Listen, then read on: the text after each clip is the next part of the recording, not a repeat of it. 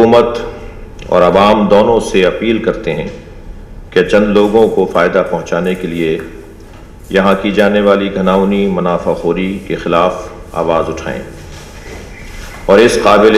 احترام ہستی کی منزلت کے مطابق اس مزار مقدس کی بحالی کا مطالبہ کرتے ہیں۔ بی بی پاک دامن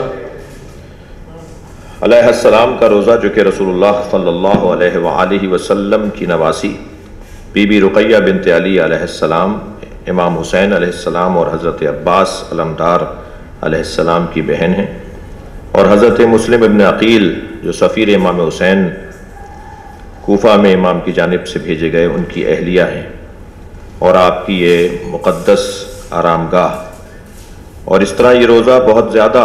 احترام کے قابل ہے کہ جو کہ جنوبی ایشیا میں اپنی نوعیت کا واحد روزہ ہے۔ حضرت علی حجویری المعروف داتا صاحب اور ان جیسے دیگر اولیاء کرام باقاعدگی کے ساتھ گھٹنوں کے بل چل کر اس مزار پر حاضری دیا کرتے تھے۔